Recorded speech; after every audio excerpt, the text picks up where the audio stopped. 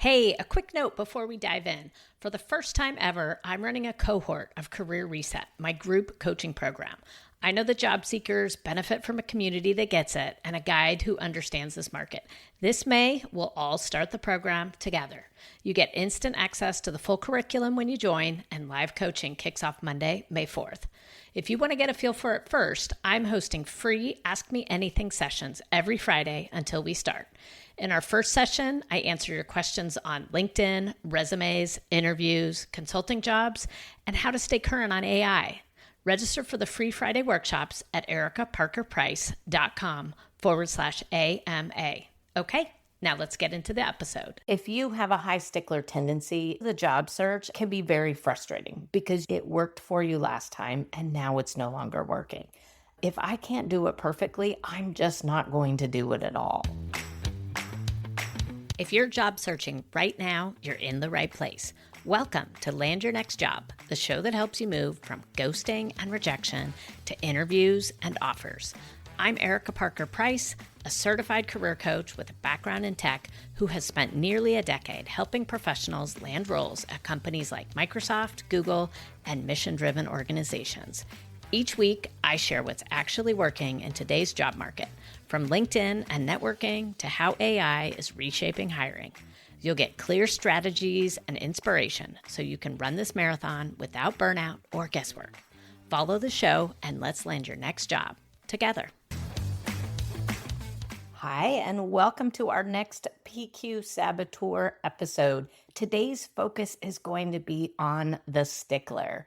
As a reminder, I outlined all of the positive intelligence framework in episode 9, and you're encouraged to take a quiz so you know which of these saboteurs, which of the 10 are highest in you. You can always get those on my website, erikaparkerprice.com/PQ. But let's get going on the stickler today.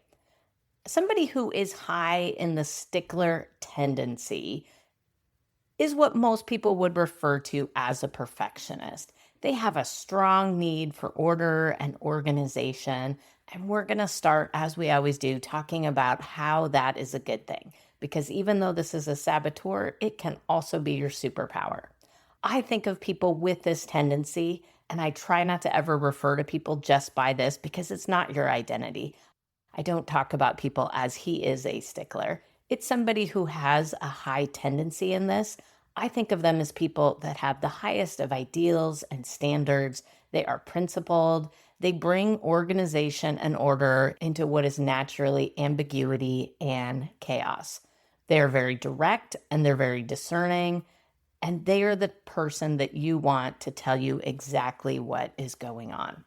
So there's so many ways that this is beneficial and has helped people with this tendency throughout their life.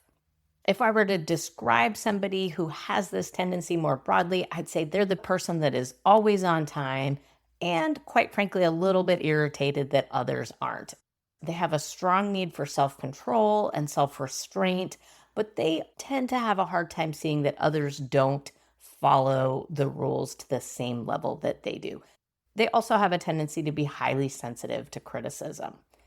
In terms of what they think, and I'm going to relate this now to the job search, if you have a high stickler tendency, you tend to think that right is right and wrong is wrong, and you know what the right way is. When it comes to the job search, and particularly a search like what we're in right now, that has really changed. It probably does not resemble the last time you looked for a job.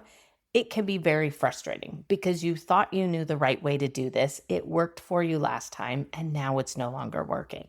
And that thought tends to lead to the thought of, if I can't do it perfectly, I'm just not going to do it at all. And we can see where that is going to have a negative impact on the search.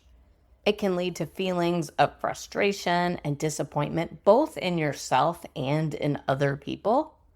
And that is never going to drive the best behavior in a job search. Like all of our other saboteurs, this particular saboteur comes with a justification lie. This is the way that your brain is telling you, this is why this perspective is right. The justification lie of the stickler is that this is a personal obligation. It is up to you to fix whatever mess you encounter. Perfectionism is absolutely a good thing, and quite frankly, it makes you feel better about yourself. There is a clear right way and a clear wrong way to do things. You know what it is, and you have to do the right thing. Now, I'm saying that is the lie of the stickler. That is how it convinces you to stay in this negative space. But I would imagine if you were someone who was high in the stickler tendency, you probably just heard that lie and thought, yeah, absolutely, there is a right way. Perfectionism is the way to go. But that's true in all of our saboteurs. Most of the lies actually sound pretty good to us for the ones that we are high in. Now, this particular one, I can actually see these lies quite well because I don't score very high in stickler.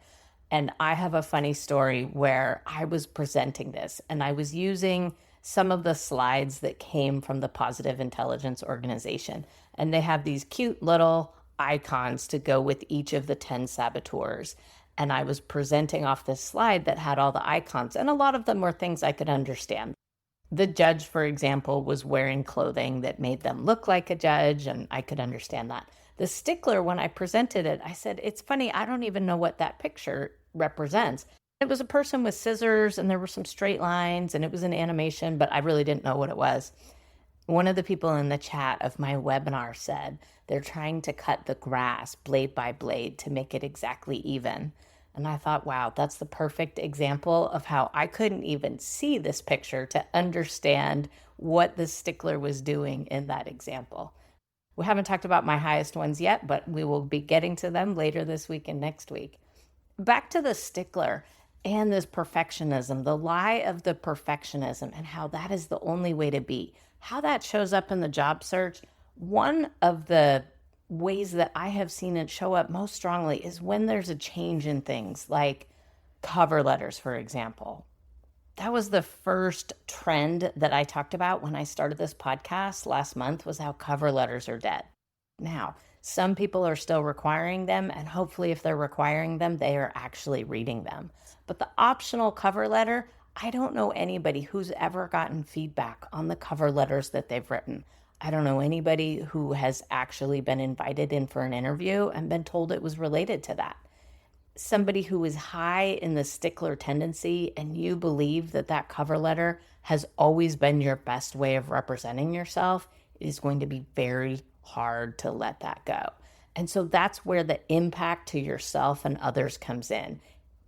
The stickler tendency causes a rigidity and reduces flexibility in dealing with change, as well as other people's different styles. But it's particularly that change that's coming up right now. The job market is not operating the same way that we're used to it operating.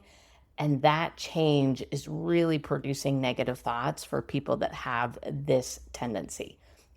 Like all the other saboteurs, if you want to quiet this voice in your head, if you want to quiet these negative thoughts, PQ reps, 10 seconds of focus on your breathing or a singular sensation is the fastest way to quiet those thoughts. I'm going to give you a little bit of coaching on it as well before we hop into that PQ rep. And it's really going to be around the 80-20 rule. If you are high in the stickler tendency, you are trying to make everything perfect. When I say the 80-20 rule, you might be thinking that I'm going to tell you that only 80% of what you're doing has to be perfect, has to be the highest possible quality.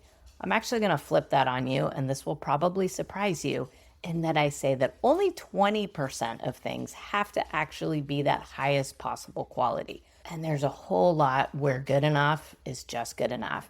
And I say that even on things like your resume. I know everybody is trying to make it perfect, but if somebody is only spending 7 seconds reading your resume, that's the average time our resumes are getting in terms of attention.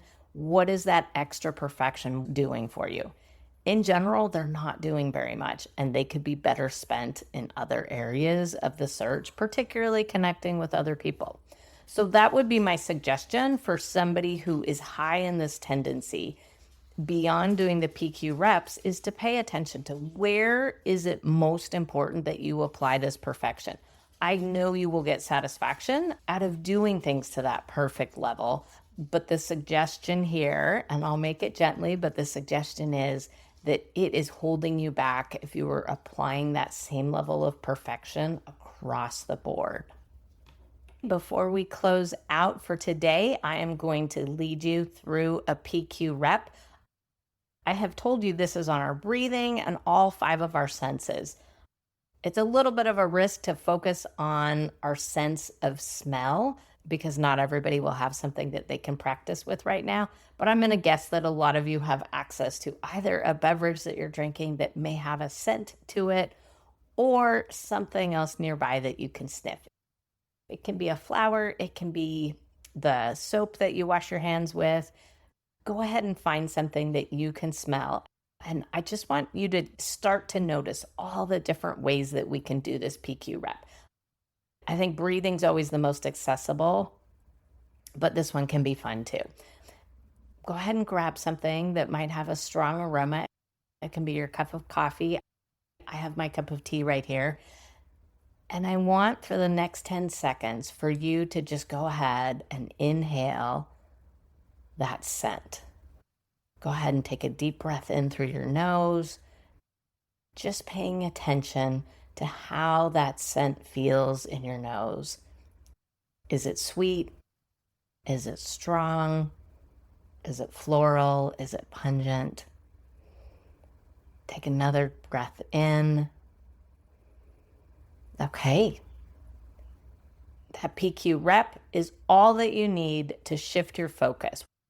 We're shifting our focus from the left side to the right side of our brain, and we are moving from the saboteur, the negative thoughts, to the sage perspective, which is where we get access to all the innovation, creativity, and laser-focused action that is going to drive you to landing that next job.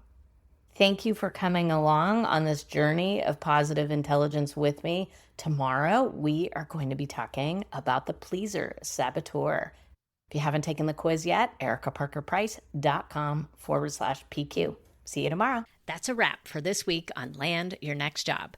If this episode helped, please leave a quick review and subscribe wherever you listen. Share it with a friend in transition, and I'll see you next Monday. Let's land your next job together.